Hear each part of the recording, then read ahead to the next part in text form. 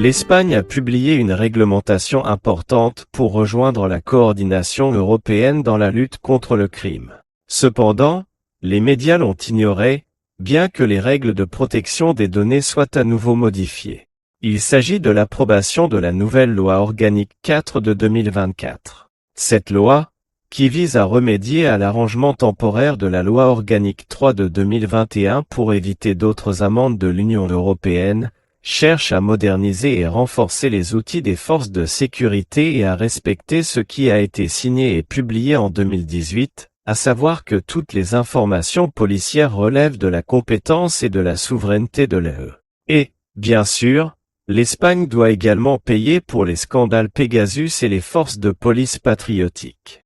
Cependant, cette obligation absolue de partager les données biométriques au sein de l'Union européenne suscite un intense débat moral sur l'équilibre entre sécurité et vie privée. L'intention d'un gouvernement qui veut paraître transparent en Europe, après des cas tels que l'espionnage de toute personne qui ne pensait pas comme les autorités policières et judiciaires avec Pegasus et les forces de police patriotiques agissant indépendamment du gouvernement, est claire. L'objectif est d'améliorer la coopération judiciaire et policière pour paraître plus transparent au sein de l'UE. Et, en interne, de pénaliser les fichiers qui collectent des données non réglementées et ceux qui recueillent des opinions. Mais, à quel prix? C'est la question que nous devons nous poser. Faut-il mettre en garde contre les risques que pose cette nouvelle réglementation? Sommes-nous face à un outil efficace pour lutter contre le crime ou à une porte ouverte à la surveillance de masse et au contrôle social à l'échelle continentale? L'un des points les plus controversés de la nouvelle loi est l'inclusion obligatoire de données biométriques dans le registre central des condamnés pour toute condamnation. Désormais, les empreintes digitales et les données de reconnaissance faciale seront partagées avec d'autres pays de l'UE. Même si le crime est mineur. Même s'il s'agit d'un crime d'opinion, même s'il n'est pas un crime dans les autres États. Selon le gouvernement, cette mesure accélérera les enquêtes policières et permettra l'arrestation de criminels opérant dans différents pays. Cependant, les critiques n'ont pas tardé. Des experts comme Josep Jové, qui a préparé le rapport Pegasus en Espagne à la demande de plusieurs députés européens, et Laura Mora, présidente d'Aspertic, mettent en garde contre le risque que ces informations sensibles puissent être utilisées à des fins autres que celles pour lesquelles elles ont été collectées. La loi organique 4, 2024, pose un important dilemme en matière de protection des données. Il est avancé que l'accès à une quantité accrue d'informations biométriques permettra aux forces de sécurité d'être plus efficaces dans la lutte contre le terrorisme et la criminalité organisée. D'un autre côté, le bon sens nous avertit du risque posé par la création de bases de données massives contenant des informations biométriques. C'était le rêve obsessionnel des nazis allemands et aussi des franquistes espagnols. On craint que ces données ne soient sujettes à des vols, des fuites ou des usages abusifs par des États dirigés par des personnes sans scrupules. Et rien ne garantit que la police d'un État conservera les données même après leur expiration. Un débat public large et informé est nécessaire sur les limites éthiques et juridiques de la technologie biométrique et son impact sur la société. Jusqu'à présent, les États n'ont fait que vendre de la peur.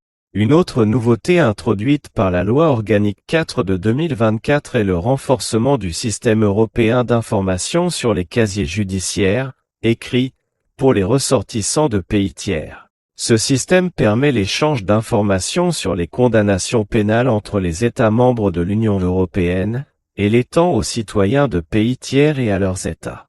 Avec la nouvelle loi, les informations pouvant être partagées par l'intermédiaire de l'écrit sont élargies pour inclure les données biométriques. L'objectif est de faciliter l'identification des ressortissants de pays tiers ayant commis des crimes sur le territoire de l'Union européenne ou ailleurs. Cette mesure a été applaudie par certains secteurs qui estiment qu'elle améliorera le contrôle migratoire et la sécurité intérieure. Cependant, des organisations telles qu'Aspertic ont exprimé leur inquiétude quant à l'impact que cette mesure pourrait avoir sur le droit à la vie privée. On craint, à juste titre, que le système puisse être utilisé pour discriminer des personnes en fonction de leur origine nationale ou ethnique. Les États abusent des termes comme terroristes. La création d'un registre central des mineurs est un autre aspect qui a suscité la controverse autour de la loi organique 4 de 2024. Ce registre recueillera des informations sur tous les mineurs délinquants, y compris des données biométriques personnelles et l'historique des infractions commises. Mais cela ne s'arrête pas là. Il y aura également un historique des interventions administratives pour les mineurs non délinquants en risque. Le gouvernement justifie la création de ce registre par la nécessité d'améliorer la protection des mineurs et de prévenir la récidive. Cependant, il existe de nombreuses raisons de critiquer sévèrement cette mesure. Un registre de ce type stigmatise les mineurs délinquants et les mineurs en risque, et peut compliquer leur réinsertion sociale. La loi organique 4 de 2024 vise à améliorer la coopération judiciaire et policière entre l'Espagne et d'autres pays. Nous avons déjà mentionné le contexte dans lequel elle est née. La possibilité de partager des informations sur les criminels et les suspects, y compris des données biométriques, pourrait être un outil utile pour lutter contre la criminalité transnationale. Certes, cela facilite le travail des forces de sécurité dans la poursuite des crimes tels que le terrorisme, le trafic de drogue, les cyberattaques, les fraudes internationales et même le trafic d'êtres humains. Cependant, la coopération internationale en matière de sécurité soulève également d'importantes questions. Quelle garantie existe-t-il que les données partagées avec d'autres pays seront traitées de manière appropriée et conformément à la législation européenne en matière de protection des données? La loi organique 4 de 2024 nous place face à un débat complexe et socialement significatif qui n'a pas encore commencé. La lutte contre la criminalité et la protection de la sécurité des citoyens sont des objectifs légitimes que nous partageons tous. Cependant, la manière dont ces défis sont abordés ne peut pas ignorer la protection des droits fondamentaux. La nouvelle loi, avec son pari sur la technologie biométrique et le partage massif de données, ouvre la porte à un avenir incertain où la frontière entre sécurité et liberté individuelle s'estompe. Un débat public large et informé est nécessaire, impliquant tous les acteurs sociaux, pour trouver un équilibre garantissant la sécurité sans renoncer aux libertés. Il est temps de commencer.